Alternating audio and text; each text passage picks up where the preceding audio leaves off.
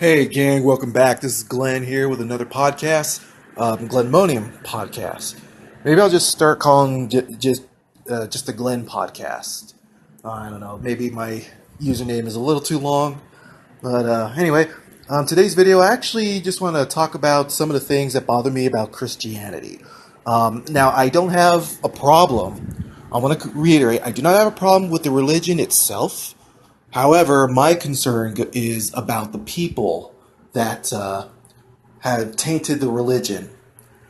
And anyone who's familiar with the kind of people that follow Christ, like there are a lot of good Christians out there. You never hear anything about good Christians because they're the unsung heroes. They're the ones who are going on missions. They're the ones who are feeding the hungry. They're the ones donating blood. They're the ones who are actually tithing their hard-earned money to the church rather than using that money to actually help the needy. Because honestly, there's a lot of issues I do have with how some of the churches operate that I'm going to get into detail about. But I actually just want to talk about some of the people I've dealt with growing up here.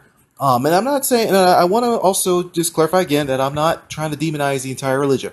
There's good reasons to become a Christian. There are people who, Christianity, the Bible teaches valuable lessons that help people. However, we also have people, just bad people, that take that stuff out of context to suit their own agenda. And it's really easy, too, because a lot of the stuff in the Bible contradicts itself. And it's also easy to take something completely out of context. That's why we have a lot of bigotry and anti-Semitism in the Bible. Now, this I'm still trying to wrap my head around because the anti-Semitism does not make sense because Jesus Christ is a Jew. He was born a Jew. He died a Jew. He died for our sins as a Jew. But my experience dealing with people at church, some of them hate Jews. I don't understand how you could follow a religion with one of its strongest icons as someone who hates Jews. And the thing is, and it's not the Christian's fault, but there are people who come in with this mindset. Like, so what's their rationality? You never really know what rationality it is. Like, oh, maybe he's one of the good ones. You probably heard that stupid line over and over. But no, but I think when a lot of I call these fair weather Christians, these are the kind of Christians that don't really understand much of the Bible, but they cherry pick certain things, or they just go by the mainstream version of it. They go to the feel good churches. Well, actually, maybe not so much feel good churches. It's more of the church. Actually, no, feel good church is actually good. I'm thinking more of the lines of those kind of churches where everyone's like, you have to be quiet, and you have to dress your Sunday best, and it's like obnoxiously shallow, and it's like a very tense environment. You've probably been to a church like that, where you speak in tongues, and you're not allowed to do certain things, and it's like really, really restrictive, and some people just go with it. I don't know I don't know. There's like different branches of Christianity. I never realized is like, and that's another thing that I kind of have issues with about the whole church issue is like, because if one person doesn't agree with what the church does, so they go off and start out their own church, their own division, and they manage to get a few followers, and they want to do things differently so how do you consider yourself a follower of Christ if you don't agree with any of the stuff the Bible talks about? Because you got a section of Christians that don't hate gays, that they actually love them, treat them like a neighbor, and you got another section of Christians that don't want anything to do with gays, and to that small minority that wants them to burn in hell. I actually worked with people that were like that. As a matter of fact, I got a funny story. Well, it's not really a funny story, depending on your perspective, but we had a guy that owned soda machines at our work. He owned soda machines. But this guy was your typical cartoon character, right-wing extremist. He hated gays so much that at one point he found out that, Pepsi Cola gave some money to the LGBT community, and he flipped his lid. He got to the point to where he took every Pepsi product, Pepsi, Mountain Dew, Sierra Mist, and what was the other one? Was it Barks is Coca-Cola? I think A&W. He took all the Pepsi products out, only sold Coca-Cola. He does. I don't think he knew that Coca Cola. I think they donated money to LGBT, but I didn't want to spoil his mood. But yeah, he took those sodas out because he did not want to support because he in his mind in his mindset it's the world forcing him to support something that he wanted nothing to do with. So he took it to extreme, and he actually just decided no Pepsi products. And this, of course, made people who like Pepsi very upset. And it was just a stupid, petty, petty little exchange. And eventually, management forced him out of it. But like, oh my gosh, dude! Like the prejudice, man, just the asinine prejudice but yeah, the company forced him to sell the machines to another former coworker, and well, it was the end of that, and Pepsi got put back, and he was kind of mad about that. I'm thinking, it's like, why are you so angry? The thing that gets me about them ripping on homosexuals, why do you care? Okay, so your religion probably condones it, but the Bible doesn't tell you to go out and start doing witch hunts or condemning them. And that's another thing that bothers me about a lot of Christians is they like to judge. They like to point their finger. They like to judge. Growing up in Kingman, persecution, it doesn't mean it's not just restricted to gays. Dude, there was a time where Christians persecuted minorities. I mean, this is before pre-civil rights. I mean, a lot of it's changed because now you got black churches. And that's great because I mean the whole idea of being a Christian is for love and tolerance and atonement. Atonement's a big one. See, and we're in a society where if somebody did something bad in their past, you can't forgive them. And sometimes I think a lot of churches downplay atonement, but you're supposed to atone because I think my personal belief with Christianity is Jesus led by example. He died for our sins, but in a way, I look at it as, okay, so he died for our sins, but it doesn't stop there. We're supposed to atone for our sins, and I know there's going to be a lot of Christians going, no, you're wrong. No, I'm not. Atonement's a big deal because, some people just go back to their vices because, like, a lot of born again Christians I grew up around here. Some of them were into drugs. Some of them, abused their spouse. Some of them, disowned their kids or did some really crazy stuff. And they turned to religion, and it helped them walk the right path. But sometimes they take that path a little too far, and then they become the self-righteous Christian. You can't. And they're the in your face, finger pointing. You're going to hell. Blah. And I think Christianity is kind of new to some of these people. So they, the ones who've been following Christ for years, they're a lot more lax. You can tell somebody who just started being a Christian by the more extreme views that they have. Or somebody who's been following Christ for a long time, they tend to be a lot more lax, a lot more mellow. Sometimes. It's funny. My family, we were raised on Christian principles, but I can bet you every dollar that I've ever encountered a Christian, they probably looked at me and thought I was probably the world's biggest sinner, that I was destined for a fiery hell. And I touched upon another video where people naturally assumed that I was going to grow up to be a gangbanger, that I was going to knock up some girl and leave her pregnant, never go to college, and Christians used to have this crazy idea where I'm just a sinner. I'm not even married right now. This is like, I'm between Gen X and millennial, and although I have more views and stuff in common with millennials, I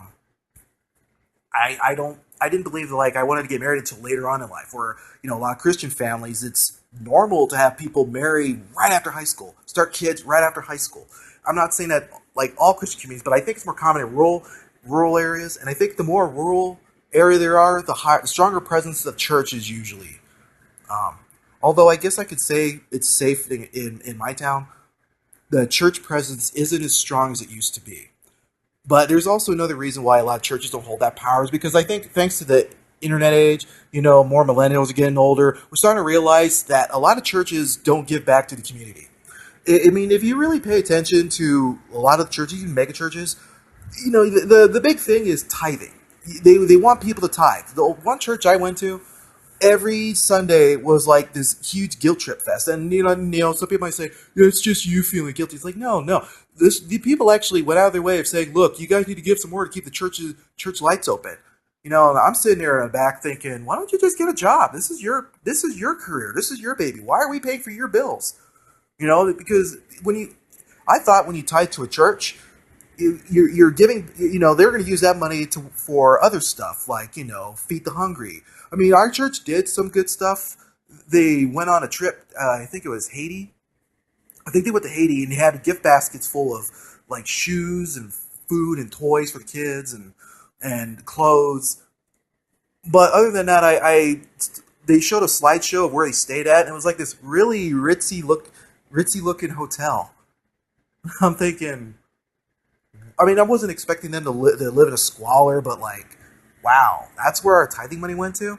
And then they're still saying that they're still struggling to keep the lights on. Usually, pastors and church owners, they usually have a job to supplement because a religion should. I mean, 'cause a lot of people want to treat that religion as a full time job, and because the whole tax exempt status, they get to take advantage of that, and it's really what a lot of pastors do is they take advantage of that system, you know, where okay, well, I don't have to pay taxes. They call themselves a pastor, so they turn that into a full time job, and they expect the people, the churchgoers, to pay them money to keep the doors open instead of using that money for something more productive. And you're going to notice is that a lot of churches don't always give back. There, I'm not saying all churches like that, but the ones I've seen personally, I don't know. You never hear, maybe you never hear them in the paper. Maybe they do give stuff, do something, but the presence of them into the community does seem to help. I think I've seen more Baptists and Judeo Christians come into nursing homes, but never Christian. Because I think a lot of the more hardcore Christian churches are more entwined with spreading fear and paranoia rather than okay, what do we do to give back to the struggling community? No, instead we're gonna talk about the gays and back 8 years ago. Well, the last 8 years was Obama the boogeyman. Oh my gosh. Oh my gosh. You want to talk about fear mongering? This is probably when churches had a high day. Because so many people were scared of Barack Obama. My gosh. The Christians were scared of a Muslim takeover. They were scared that Obama was going to enact martial law. It was, and some congregations ran with that. They ran with that. Just go, used to go online, used to see articles by all these pastors talking about Obama was gonna, the Obama's gonna do all these horrible things, but then that means the second coming of Christ is gonna be right around the corner. And that never happened. But now that Trump's in office, everyone's like, calm down. Everyone's calming down. You know, I can see some guy with a MAGA hat just like swiping the brow of the forehead. Phew, we just avoided another calamity.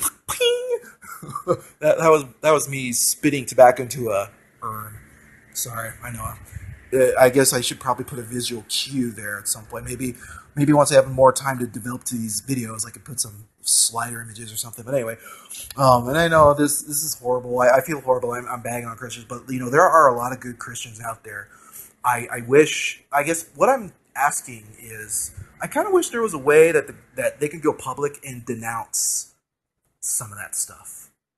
But the thing is, I don't think they want to down because I think a lot of people who do good don't really care what other people do. But I wish they would acknowledge that some of these rotten eggs are ruining what the Bible initially was teaching. But I know there's a lot of contradictions because see, I've known quite a few good Christians, and some of them don't go to church anymore because what reasons that I've been told was they just got tired of feeling like they got to live in fear. And some of it, the hatred, there is some hatred in that subliminal messaging, especially in the churches that are really stifling quiet. They speak in tongues, the ones that want order, the real stuffy churches. They got tired of it. They got tired of spending all this money to a church that wasn't really giving anything back. And this day and age, if it weren't for tax exempt status, I don't think we'd have hardly any churches left. Because really, when you're devoted to a faith, if you're devoted to a faith, it shouldn't empty your wallet. I guess that's probably a bad way of saying it, or how I put it. because like church should be an activity. It should be an activity, not a full time job. I actually went to work with a pastor. I worked with a pastor for, gosh, how many years was it? It was in maintenance. And there's actually a couple people who were pastors that came and went, and it was the same thing. They treated it as a full time job, but they had to get a secondary income because they weren't keeping the lights open at the church. But here's the thing: poor people go to church because they're suffering. They can only give so much, and you're asking these people who already pay taxes, some of them who have jobs, they're already paying taxes, they're already trying to keep themselves afloat, to give whatever they can to your job, to your home, because some pastors live at that church. There are churches that got like a little apartment thing there. Like some people live in that. Some, I'm not saying all of them, but I'm saying there are some people that do live at the church. Some people do. Um, you know, and you want to pay all the office people money? It's like, no, go out and get jobs. You want to give back to the community. You go get jobs. Yes to clerical people. Yes to ushers. Yes to even the janitor that probably cleans up after the church. Go out and get jobs. Go out and get real jobs. Trust me, go out and get jobs. Okay, if anything, it's funny. I hear a lot of Christians used to complain about people leeching off the system. That's one of the big reasons why Trump got elected. I keep hearing this all the freaking time. It's like, we're tired of all the legal immigrants and all the people abusing the welfare system. They're gonna pick themselves up by the bootstraps. Okay, and then all right, why don't you go out and get a job? No, I'm a pastor. I'm pastor. I'm doing God's work. It's like, oh my gosh, you don't get me started on. I'm doing God's work. No, you're using the Bible for your own gain, dude. Get a job. You want to tell people people who are struggling financially, or someone who's just struggling to find a job, to get a job. Why don't you actually put a suit and tie out and go for a job interview? You know, because the church was. I don't think being a pastor was never meant to be a full-time job. But the way the system is in place right now, churches can take advantage. Why do you think Scientology got as big as it did? Um, because when you make a lot, because here's the thing, you make a lot of money when you start a religion. Although I don't think you can start a religion now. It would probably, I would imagine, even Scientology had an uphill battle, but like Mormonism branched off from Christianity, and Christianity, I think, branched off from from Catholicism. Um, and there's even stuff shown up in history that that all that stuff actually stemmed from a really ancient ritual done in Egypt. That the Bible and all that actually borrowed a lot from the old ancient Egypt religion. Um, and they're still unearthing that today. I gotta find a link to that, because I read that one day, and it's like lost in a sea of bookmarks. But I thought it was pretty fascinating. I'll have to do a part two just so I can go over a little history of that. And now I know this is me going on 20 minutes ripping on Christians, but I think over the years I've grown increasingly frustrated with some of the people, and I know there might be people that I'm friends with who are going to read this, and they're probably going to want to give me a stern talking to for how dare you bring this up. It's like, dude, this is stuff that's been eating at me for years, and there's no one really to talk to because they'll get offended. I used to get people to go in my face and tell me, you're wrong, you're wrong. My mom used to raise me on one simple quote. I don't think it was in the Bible, but it's called, God is how you live your everyday life. She was never really specific on what that meant. Or another one was, cleanliness is next to godliness. That one didn't really make a lot of sense, and I think that was just kind of eh. But the first one, though, is, and it's similar to what they teach in the Jewish church, is that live your life every single day as a good person. Just be a good person. That's it. And the thing is, like, you ever, and I'm not trying to stereotype, but like, I've never seen an angry Jewish person. I've never seen an angry Jewish person. I've never, those who follow the their way, they're more chill than most Christians I've ever met, because a lot of Christians are wound up freaking tight. There are stuff, I don't think I'll ever date a Christian woman either, because many of them fake it, they phone it in, and some treat it like a clique. Like Angela from The Office. She's kind of that real stuffy, snobby, arrogant Christian girl that she makes a big scene. She's probably somebody that nobody ever wants to invite to a party because she's just a B. Yeah, I'm not gonna finish that. But like my experience with Christian women growing up in Kingman were basically there are a lot of little Angelas running around, real snotty, real stuck up, very judgmental. You probably know you walk into a room and everything just goes ice cold, just like there's a freeze flash. And they're the ones that look at you like they're basically the mean girls from high school that never grew up. And they still, so they get in touch with other mean girls that never grew up, and they form like a little congregation of angry, hateful women. Okay, I'm not gonna bag anymore on women. I'll do that in another video. Because as for the guys, Christian men can be control freaks, and I can say this with utmost certainty because I knew dudes who grew up hardcore Christians, and they have all control. Excuse me, my throat's drying up. They have control over everything. One of the things I've noticed, like I used to live across the street from battered women's shelter, and I remember some of the stories I used to hear from some of them that were able to venture outside. Is one of the things they said that they used to go to church. One of the big things he always say that he always made us go to church. He always made us go to church, and it was always and if we didn't want to go to church, he'd get upset, he'd start whining, but everything, he was one of those dudes that like everything had to be nice and neat. And it was more about, and it wasn't even about the church, it was more about impressing his other snotty church friends. But the kids weren't allowed to go outside because my dad was like this too. Like we couldn't go outside very much because he had this belief that everybody was this filthy, nasty heathen from a broken home, but we were the perfect kids, even though we were a dysfunctional family. But see, he didn't see that. He was more into the control. He wanted the control. The coworker that I actually worked with in maintenance for a while, he was a total control freak. Like he would sneak off almost every other minute on his phone with his wife, just nagging. He's like, "Where you at? Where you at?" That's kind of that. By the way, that's how he sounds. At least that's how I thought he sounded. He'd be on the phone like, "Yeah, where you at? Hurry up, make me a sandwich. Where you at?" And I'll like every 10 minutes he'll walk away. He'll pick up his phone, call his wife, checking in on her, making sure she's not doing anything out of the ordinary. He had a phone where they would have a tracking device. See, like it was like he's like, "I found you on the phone. You're at Walmart. I told you not to go to Walmart." He'll get mad. Like his face was turning red. And I would say, "Dude, you need to chill." And he's like, "You don't make your own business. You're not." Or how did he say that?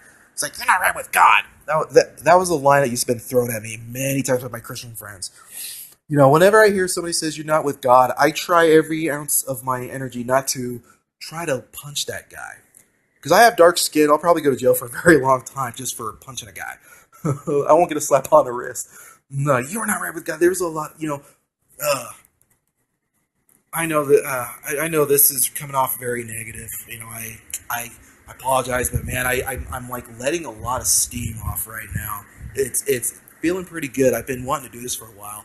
It's not a lot of people who want to actually go into discussion. I mean, I live in a right wing area right now. It's very tough for me to move, but I like to kind of go into stories with these kind of people.